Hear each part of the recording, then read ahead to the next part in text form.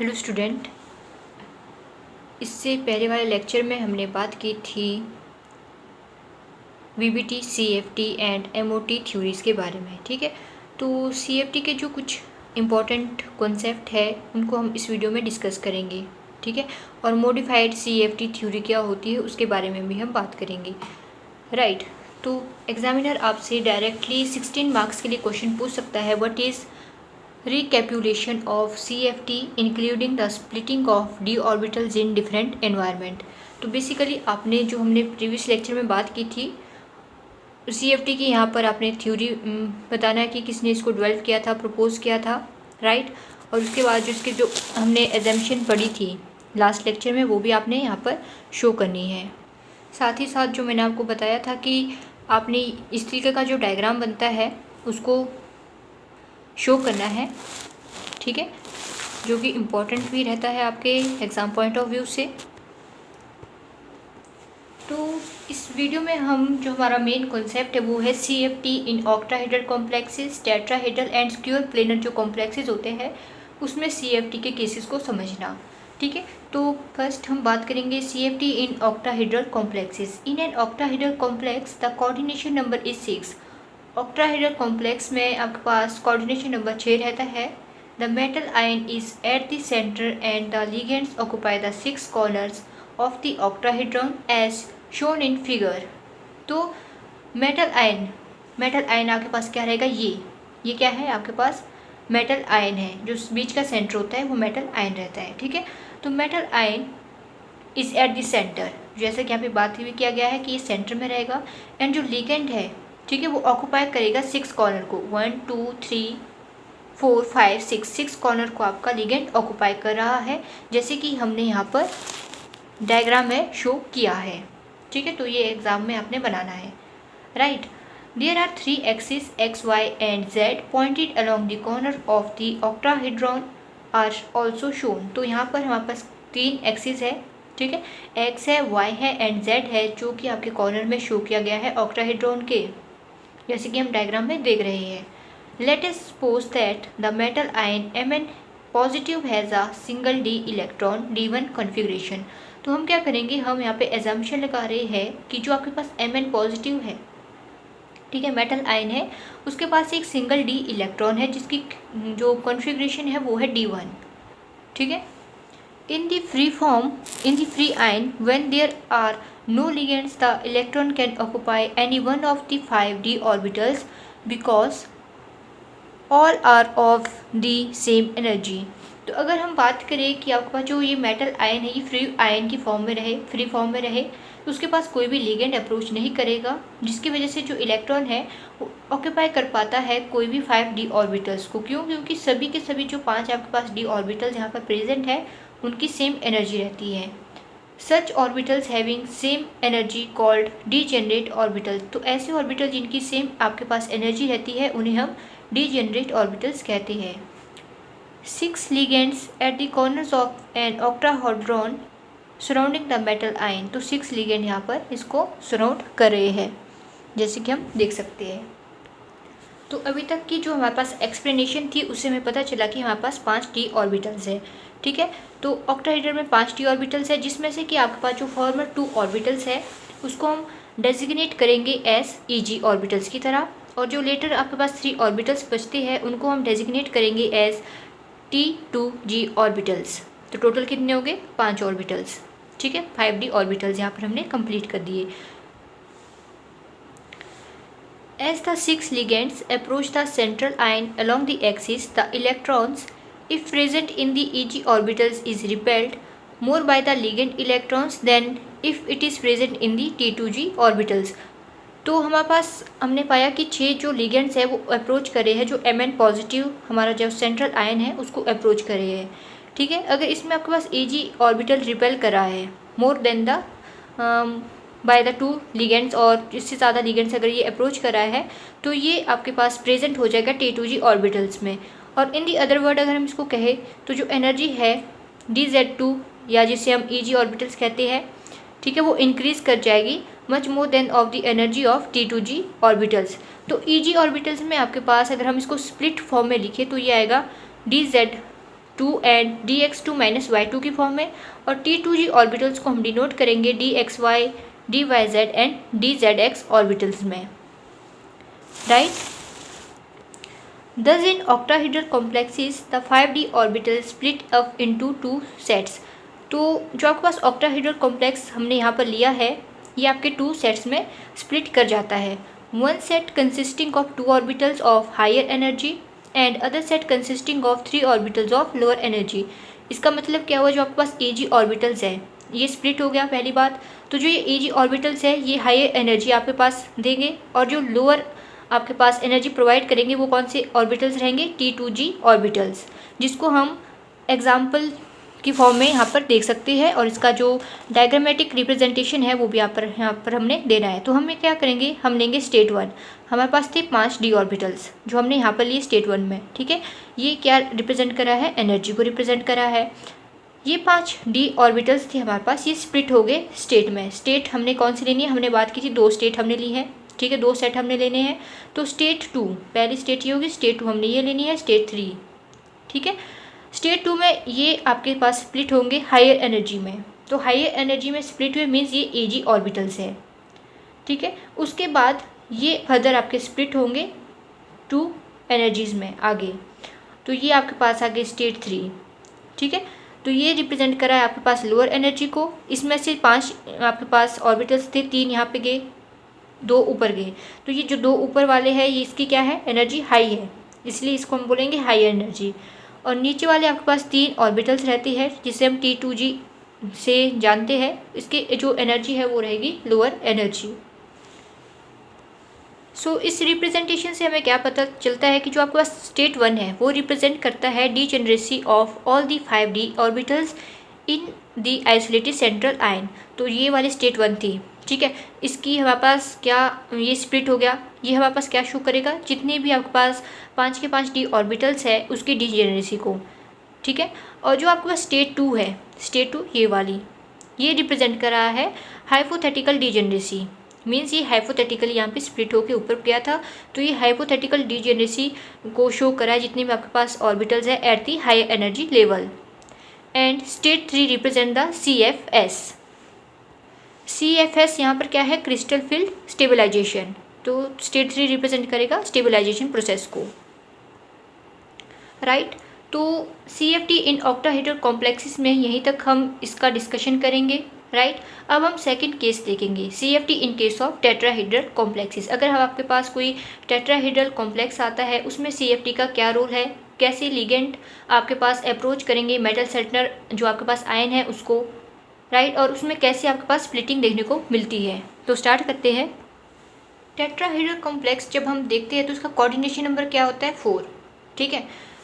Tetrahedral number, इसका जो coordination number है वो है 4। The tetrahedral arrangement of the 4 ligands surround a metal ion may be visualized by placing ligands at the alternate corner of a cube as shown in figure. 4 इसका coordination number है, means इसमें आपके पास कितने ligands approach करेंगे, जो centre ion है 4 ही करेंगे, ठीक है, जैसे कि हम यहाँ पे स्ट्रक्चर में देख रहे हैं, ठीक है। It can be shown that in a tetrahedral structure none of the d orbital point exactly towards the ligand। तो इस डायग्राम के अकॉर्डिंग जो टेट्राहेड्रल स्ट्रक्चर हम यहाँ पर देख रहे हैं इसमें कोई भी d ऑर्बिटल्स का जो पॉइंट है वो एग्जैक्टली लिगेंड की तरह अप्रोच नहीं कर रहा है। The 3d orbitals dxy, dyz and dxz are pointed close to the direction in which ligands are approaching, while the 2 orbitals dx2, y2 and dz2 are lying in between the ligands। तो इसकी जो approach करने की क्षमता है उसको यहाँ पर दर्शाया गया है, ठीक है। As a result of this, the energy of the former 3 orbitals increase compared to the energy of the later 2 orbitals because the electrons in the former orbitals would be repelled by ligand electrons more strongly than electron in the later orbitals। तो इसको हम समझते हैं कि यहाँ पर क्या concept हमारे पास आ रहा है। तो हमने पहले बात की थी कि जो आपके पास 3 ऑर्बिटल्स हैं, ठीक है, सिंपली हम इसको T2g भी कह सकते हैं। तो T2g आपके पास पॉइंट हो रहे हैं क्लोज टू द डायरेक्शन, ठीक है, इन विच लिगेंड्स आर अप्रोचिंग। बट जो ईजी वाले ऑर्बिटल्स है वो लिगेंड के बीच लाई कर रहे हैं। इसके होने के बाद आपके पास जो एनर्जी है, ठीक है, एनर्जी है जो T2G ऑर्बिटल्स की, वो इंक्रीज होती है as we compare it with the eg orbitals, ठीक है। तो ये इसकी एक्सप्लेनेशन यहाँ पर दी गई है। और टेट्राहेड्रल केस है, ऑक्टाहेड्रल में हमने T2G लिया था, EG लिया था, बट अब आपके पास केस कौन सा है, टेट्राहेड्रल है, तो हम इसको T2G ऑर्बिटल से करके डिनोट नहीं करेंगे, इसको हम डिनोट करेंगे T2 ऑर्बिटल से, ठीक है ना। और आपके पास जो EG वाले ऑर्बिटल्स हमने ऑक्टाहेड्रल केसेस में देखा था, उसको हम डेजिग्नेटेड करेंगे E ऑर्बिटल से, नॉट EG से। क्यों? क्योंकि यहाँ पर हम टेट्राहेड्रल की बात कर रहे हैं, ठीक है।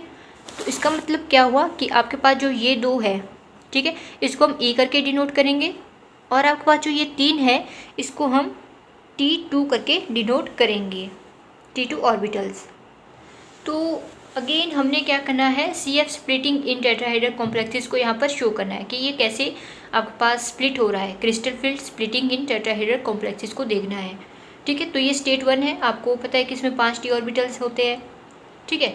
तो स्टेट 1 से ये आपके पास हाइपोथेटिकली एक रिप्रेजेंटेशन को शो करता है, राइट। और ये फर्दर स्प्लिट होता है 2 डिवीज़न में, ठीक है। तो ऑक्टाहेड्रल के केसेस में आपने देखा कि यहाँ पर आपके पास 2 जो ऑर्बिटल्स हैं वो स्प्लिट हुए थे, but in case of tetrahedral आपके जो 2 ऑर्बिटल्स यहाँ पे स्प्लिट हुए, तो वो यहाँ पे स्प्लिट होने के बावजूद बजाय यहाँ पर स्प्लिट हो गए नीचे, ठीक है ना, और 3 ऑर्बिटल्स ऊपर की डायरेक्शन में स्प्लिट हो गए। तो इसकी जो स्टेबलाइजेशन और स्प्लिटिंग का जो कॉन्सेप्ट है, उसका जो रिप्रेजेंटेशन का हम यहाँ पर फिनोमिना देख रहे हैं, उसमें यही डिफरेंस है कि यहाँ पर जो इलेक्ट्रॉन की स्प्लिटिंग दिखाई गई है उसमें यहाँ पर 2 थे, यहाँ पे 3 थे, और इसमें इसका अपोजिट है। नीचे वाली आपके पास जो लोअर एनर्जी थी यहाँ पे 2 स्प्लिट हो रहे हैं, ऊपर वाली एनर्जी में आपके पास 3 स्प्लिट हो रहे हैं।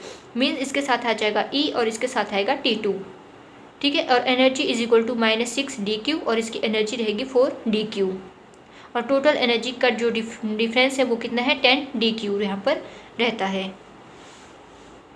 अगर हम crystal field stabilisation energy CFSE के बारे में बात करें टेट्राहेड्रल कॉम्प्लेक्स की विद मेटल आयन, तो इसके पास डिफरेंट इलेक्ट्रॉनिक कन्फिग्रेशन देखने को मिलती है। जैसे हमने यहाँ पे ली है इलेक्ट्रॉनिक कन्फिग्रेशन 1D1 2 3 4 10 तक हमने ये लेनी है, ठीक है।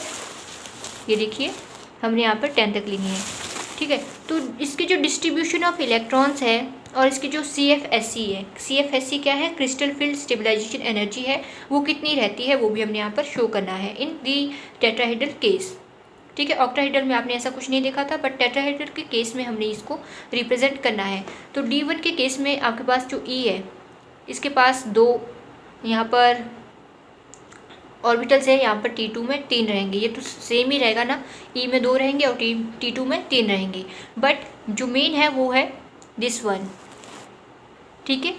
तो और इसके जो CFSE है वो कितनी आ रही है, CFSE D1 के केस में देखिए तो 6 dQ आ रही है, D2 में 12, ठीक है, D3 में 6 dQ।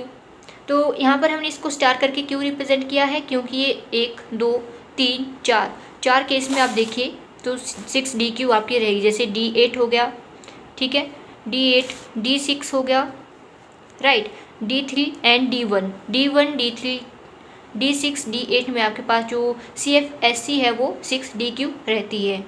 और बाकी आप यहाँ देख लीजिए D2 का 12 हो गया, D4 4 dQ, D5 का ये इम्पोर्टेंट है, यहाँ पर भी 0 रहेगी CFSE, और D10 का जो केस है उसमें भी 0 रहेगी, राइट।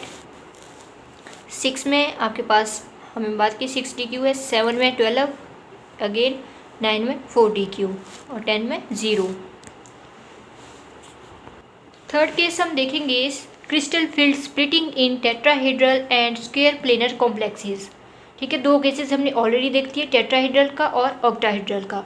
अब हम बात करेंगे tetragonal and square planar complex के बारे में। The splitting of d orbitals in tetragonal and square planar complexes can be understood by gradual withdrawing 2 ligands lying along the z-axis from an octahedral complex. तो ये हम देखते हैं कि इसकी स्प्लिटिंग कैसे होगी। सो ये आपके पास रहेगा ओवरऑल, ठीक है, crystal field splitting in octahedral, tetragonal and square planar complexes के लिए, ठीक है। तो हमने क्या करना है, जब हम इस trigonal and square planar structure को रिप्रेजेंट करेंगे तो हमने यहाँ पर तीनों का कॉम्बिनेशन लेना है, ठीक है। तो इसके लिए आपको ऑक्टाहेड्रल की स्ट्रक्चर भी पता होनी चाहिए, टेट्राहेड्रल की भी और स्क्वायर प्लेनर की भी, ठीक है। तो सिमिलरली हम क्या करेंगे, यहाँ पे स्टेट 2 लेंगे डायरेक्टली। आप चाहो तो स्टेट 1 भी ले सकते हैं, यहाँ से आप इस तरीके से इसको ज्वाइन कर दीजिए। यहाँ पर आप 5 ऑर्बिटल्स बना दिए, यहाँ पे स्टेट 1 लिख दिया। ये आप पे डिपेंड करता है कि आपने कहाँ से शुरू करना है, ठीक है। यहाँ से आपने एनर्जी को यहाँ पर रिप्रेजेंट करना है, energy in the direction of upward. And state 2 से हम डायरेक्टली स्टेट 2 करेंगे। तो ऑक्टाहेड्रल के केसेस में हमें पता है कि यहाँ पे ईजी स्टेट है, यहाँ पे क्या है, T2G स्टेट है, ठीक है। T2G में आपके पास 3 स्प्लिट में हुआ, यहाँ पर 2 में स्प्लिट हुआ था। ये आपके पास जो 2 में स्प्लिट हुआ ये फर्दर 1 में स्प्लिट होगा, ठीक है। और ये जो 3 में स्प्लिट हुआ था ये 1 और 2 इस तरह से स्प्लिट हो गया, ठीक है ना। DXY and DXZ and DYZ, ये आपके पास क्या है, DXY है और ये XZ एंड YZ है, ठीक है। और ये भी आपके पास यहाँ पर स्प्लिट हुआ था DX2 माइनस Y2 में, राइट। और इसके बाद आप देखिए स्क्वायर प्लेनर के जब हम स्ट्रक्चर बनाएंगे तो इसी से हम आगे फर्दर इसको करेंगे, ठीक है। ये जो आपके पास यहाँ पर 2 में यहाँ पे स्प्लिट हुआ था ये चला जाएगा इधर नीचे, DZ2 फॉर्म कर देगा ये वाला ऑर्बिटल, ठीक है। और ये वाला ऑर्बिटल यहाँ को स्प्लिट हो जाएगा, ये वाला ऑर्बिटल यहाँ को स्प्लिट हो जाएगा और जो ये वाला ऑर्बिटल्स है ये इधर को स्प्लिट हो जाएंगे, ठीक है। और DXZ एंड DYZ यहाँ पर बना देंगे, ये वाले इधर को आगे, ठीक है। और ये वाला इधर को गया DXY, कोई चेंजेस नहीं है। और ये वाला इधर को चला गया, जो यहाँ पर था वो नीचे को आ गया, कुछ नहीं है, बस इसमें ऑर्बिटल को स्प्लिट किया गया क्योंकि इसका नाम ही क्या है, क्रिस्टल फील्ड स्प्लिटिंग। हम यहाँ पे स्प्लिट कर रहे हैं, राइट। तो आपने ये रिप्रेजेंटेशन अच्छे से करनी है। फिर बात करते हैं ऐसे कौन कौन से फैक्टर है जो इफेक्ट कर रहे हैं magnitude of the CFS, right. There are a number of factors that affect the extent to which metal d orbitals are split by surrounding ligands. An important application of CFT has been understanding magnetic properties of the transition metal complexes. तो एक important application क्या है CFT की, to understand the magnetic property of transition metal complexes. An electron, because of its orbital and spin motion, produce magnetic field whose strength is measured in terms of Bohr magneton Bm, which is given by Bm is equal to Eh over 4 pi mc, where h is Planck constant, c is velocity of light, and E is the charge on the electron, and m is the mass. Here m is the mass. So एक electron का जो हम measurement कर रहे हैं, magnetic field के लिए measurement कर रहे हैं, उसका जो बोहर मैग्नेटॉन है उसको हम स्टर्म में लिखते हैं। और इसमें जो H है वो क्या है, C क्या है, वो हमने अभी बात कर दी, ठीक है। तो if N orbital contains paired electrons the magnetic movement of one electron is cancelled by the equal and opposite magnetic movement of the other. Such substances get repelled by the applied magnetic field are called diamagnetic. तो ये इसमें कुछ theory दी गई है, हम directly आप चाहो तो उसको कर सकते हो, ठीक है। ये आप कर लीजिए अगर आपका मन है। मैं इसके डायरेक्टली जो फैक्टर है, कौन कौन से फैक्टर इफेक्ट करे हैं मैग्नीट्यूड ऑफ CFS, उसको आपको बता देती हूँ। तो पहला जो फैक्टर है वो है nature of the ligand. The CFS depends on the nature of the ligands. The greater the ease with which the ligand can approach the central ion, the greater is the CF caused by it. तो CFS depend करता है कि आपके पास जो ligand है उसका nature क्या है, ठीक है। जैसे कि यहाँ पर बात की गई कि अगर आपके पास ग्रेटर है, the greater the is which the ligand can approach the central ion, उतना ही उसका क्या होगा, CFS भी ग्रेटर रहेगा। Therefore the ligand with larger negative charge, small size and behaving good sigma donor and pi acceptor power will give the large CFS as they can approach the central ion. तो अगर आपके पास कोई ligand negative charge को carry करा है ठीक है, ऊपर से उसका क्या है, साइज स्मॉल रहेगा, और वो आपके पास जो बिहेवियर में गुड सिग्मा डोनर और पाई एक्सेप्टर की तरह बिहेव कर रहा है, उसके पास क्या होता है, उसके पास पावर होती है to give the large CFS, ठीक है, as they can approach the central ion closely, right. तो हम डायरेक्टली बोल सकते हैं कि आपके पास जो नेचर है लिगेंड का वो इफेक्ट करा है मैग्नीट्यूड ऑफ CFS को, ठीक है। सेकेंड आता है oxidation state of the metal ion. The oxidation state of the metal ion can also influence the magnitude of the CFS. The metal ion with higher oxidation state cause large CFS than is done by the ion with lower oxidation state. So यहाँ से भी पता चलता है कि अगर आपके पास higher oxidation state है तो वो क्या कॉज कर रहा है, लार्ज CFS को, ठीक है। और इसके बाद then is done by the ion with lower oxidation state, the magnitude of the delta increases with increase ionic charge on the central metal ion. तो यहाँ पर इसका एग्जाम्पल हम दे सकते हैं अगर आपको देना है CFS का, ठीक है। CFS energy of delta 0 for COH2O6 3 positive complex in which the oxidation state of cobalt is +3 is 18,600 centimetre inverse है, वेयर एज COH2O6 2 पॉजिटिव, यहाँ पर 3 पॉजिटिव का चार्ज था, यहाँ पे 2 पॉजिटिव था, तो इसका जो ऑक्सीडेशन स्टेट है कोबाल्ट की वो क्या रहेगी, +2 रहेगी, और इसका जो डेल्टा 0 है वो कितना रहेगा, 9,300 सेंटीमीटर इनवर्स रहेगा। तो आप यहाँ पे सिंपल इसका देख सकते हो कि क्या डिफरेंस आ रहा है, ठीक है। तो यही बात की गई कि अगर आपके पास हाइयर ऑक्सीडेशन होगी, ठीक है, हाइयर ऑक्सीडेशन स्टेट रहेगी, तो जो आपके पास CFS है, ठीक है, वो भी क्या रहेगा, हाइयर रहेगा, डेल्टा 0 भी हाइयर रहेगा। अगर आपके पास लोअर ऑक्सीडेशन स्टेट है तो आपके पास डेल्टा 0 भी आपके पास क्या रहेगा, लोअर ही रहेगा। थर्ड जो फैक्टर है वो रहता है size of d orbitals, transition series. The extent of CFS for similar complexes of a metal in the is the same oxidation state increased by about 30 to 50% on going from 3D series to 4D series. The increase in almost of the same magnitude on going from 4D series to the 5D series. This may explain on the basis of the 4D orbital is comparison to 3D orbitals are bigger in size and extend further into space. As a result, the electron in 4D orbitals can interact more strongly with the electron in the ligand orbitals and therefore the CFS is more. Similarly, 5D orbitals are bigger than 4D orbitals and hence delta naught for complexes of the element of third transition state is hence delta 0 for complex for the element of is more than that of the second transition state. This is evident from the data. This is why the reason why almost all the octahedral complexes of the metal of second and third transition state are low spin and strong filled complexes. तो यहाँ पर बात की गई है कि जैसे जैसे आपका साइज है जो, ठीक है, d ऑर्बिटल्स का, उसके ऊपर भी कहीं ना कहीं जो मैग्नीट्यूड है, ठीक है, मैग्नीट्यूड है वो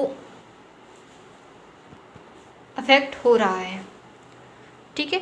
तो जैसे कि हमने यहाँ पे केसेस लिए 3D एंड 4D सीरीज़, हमने पहला यहाँ पर केस लिया, ठीक है, सेकंड हमने केस लिया यहाँ पर 4D टू 5D सीरीज़ का, ठीक है। तो यहाँ पर आप देखिए हमने लिए हैं 3 case, 3D 4D 6 and 5D 6। Delta 0 की बात करें तो यहाँ पर रहेगा 23,000 सेंटीमीटर इनवर्स, यहाँ पर आप देख लीजिए हमने ये कॉम्प्लेक्स लिए है, ठीक है। और 4D 6 में आपके पास जो डेल्टा 0 है वो है 34,000 सेंटीमीटर इनवर्स और 5D में है 41,000 सेंटीमीटर इनवर्स, ठीक है। तो साइज़ के ऊपर भी कहीं ना कहीं आपके पास डिपेंड करता है कि कैसा आपके पास मैग्नीट्यूड निकलेगा इन ट्रांजिशंस का। This is reason why the almost of the octahedral complexes of metal of second and third transition state are low spin and strong field complexes. और इसके ऊपर भी आपके पास क्वेश्चन आता है low spin and strong field के ऊपर, ठीक है, low spin and strong spin करके भी ये क्वेश्चन एग्जाम में पूछा जाता है। फोर्थ फैक्टर है geometry of the complex.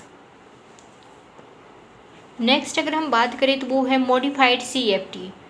Modified CFT crystal field theory क्या है, जिसे हम और क्या कहते हैं, the ligand field theory, ligand field theory भी हम इसको कहते हैं। CFT assume that the source of the metal ligand bond is the pure electrostatic interaction between the metal ion and the ligand। तो CFT ने क्या एज्यूम किया था कि जो सोर्स है मेटल और लिगेंड के बीच जो इंट्रैक्शन हो रही है वो उसका जो सोर्स है वो क्या है, इलेक्ट्रोस्टैटिक इंट्रैक्शन है, ठीक है। But the theory predicts the splitting of the d orbitals as being due to the electrostatic potential of the ligands to which the d electrons of the metal ion get exposed. The CFT can explain the spectra of metal ion and of complexes on the assumptions that these arise from the transition of electron from lower energy d orbitals to higher energy d orbitals. However, the position and intensity of the spectral bond calculated on the basis of CFT do not allow coincide with those determined experimentally। तो CFT ने हमारे पास बता दिया था कि हमारे पास जो ये इंट्रैक्शन हो रही है इलेक्ट्रोस्टैटिक बेसिस पे हम कर रहे हैं, ठीक है। और ये थ्योरी प्रेडिक्ट करती है आपके पास जो स्प्लिटिंग है डी ऑर्बिटल्स की, उसको प्रेडिक्ट करिए कि ये इसलिए हो रही है क्योंकि इसमें इलेक्ट्रोस्टैटिक पोटेंशियल है लिगेंड और मेटल आयन के बीच में, ठीक है। और CFT हमें एक्सप्लेन करती है जो स्पेक्ट्रा है मेटल आयन का, ठीक है, और कॉम्प्लेक्स का, उसको ये एक्सप्लेन करने में एक्सप्लेन कर देती है। बट जो इसकी पोजीशन है जो इसकी पोजीशन है इंटेंसिटी है स्पेक्ट्रल बॉन्ड्स की, वो भी हम कैलकुलेट कर सकते हैं CFT के द्वारा, ठीक है। बट इसके अलावा ये जो थ्योरी थी वो फेल हो गई थी एक्सप्लेन करने में, जो आपके पास रिलेटिव पोजीशन है लिगेंड्स की इन दी स्पेक्ट्रोकेमिकल सीरीज़ में।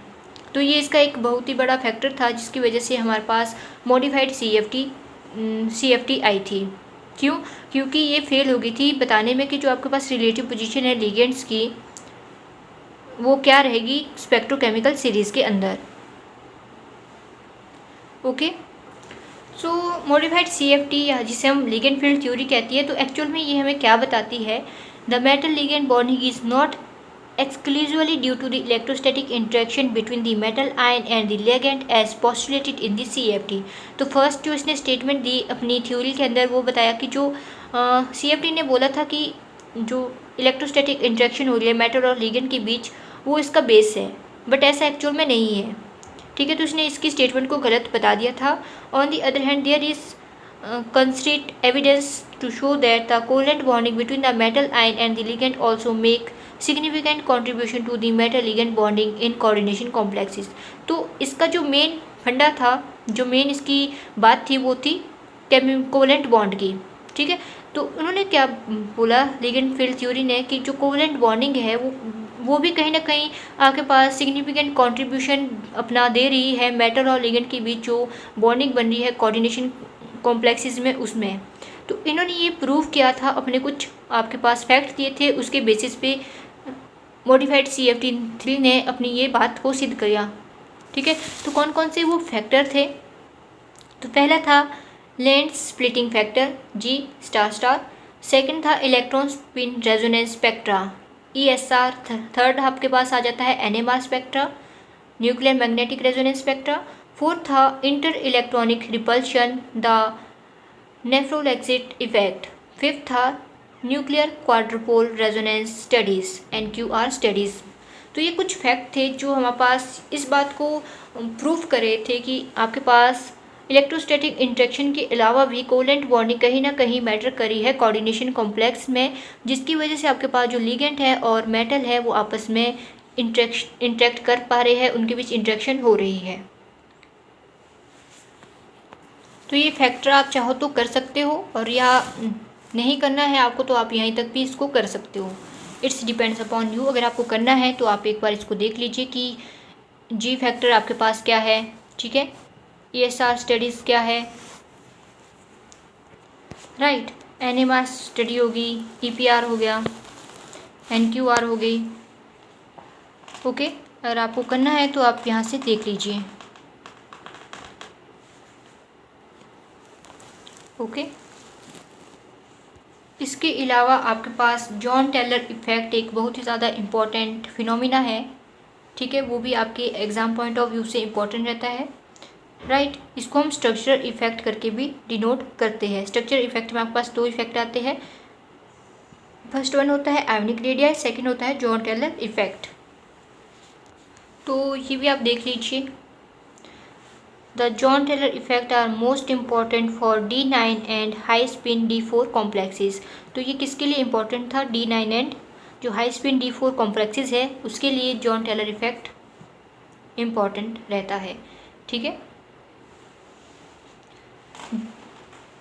JT theorem states that John Taylor theorem states that the non-linear systems are not stable. They undergo a distortion that makes the complex less symmetrical and splits the degenerate state, which decreases the energy of the system. तो इन्होंने क्या कहा था, जो आपके पास non linear system है वो stable नहीं रहता है, जिसकी वजह से आपके पास क्या हो रहा है? डिस्टॉर्शन हो रहा है, जो कि आपके कॉम्प्लेक्स को लेस सिमेट्रिकल बनाता है और उसको स्प्लिट करता है इन दी डिजेनरेट स्टेट में, जिसकी वजह से आपके पास जो एनर्जी है वो डिक्रीज हो रही है सिस्टम की। The distortion and resulting decrease in energy are collectively refer to as the Jahn Teller effect. तो ये जो डिस्टॉर्शन हो रहा है और जो आपके पास एनर्जी डिक्रीज हो रही है उसको कलेक्टिवली रेफर करते हैं जॉन टेलर इफेक्ट की थ्रू। ठीक है। Jahn Teller distortion are possible for many transition metal ions in practice, however they are absorb only for system with an odd number of electrons in the Eg orbitals such as the Cr2 positive and copper 2 positive ions. So यहाँ पर बात की गई थी कि John Taylor जो distortion है वो मैनी ट्रांजिशन मेटल के लिए पॉसिबल है, बट जब एक्चुअल हम प्रैक्टिस करते हैं तो ये जो और नंबर के इलेक्ट्रॉन्स होते हैं जैसे कि Eg ऑर्बिटल्स होते हैं उनके लिए यहाँ पर ये देखने को मिलता है जॉन टेलर इफेक्ट। ठीक है। जैसे कि Cr2 पॉजिटिव हो गया, कॉपर 2 पॉजिटिव हो गया। ठीक है। तो Jahn Teller effect is due to the different extent of interaction of ligand with d orbital of the metal. तो जॉन टेलर इफेक्ट क्यों हो रहा है? क्योंकि जो डिफरेंट एक्सटेंट ऑफ इंटरेक्शन है लिगेंड्स का डी ऑर्बिटल्स के साथ, उसकी वजह से जो हमारे पास जॉन टेलर इफेक्ट है वो देखने को मिलता है।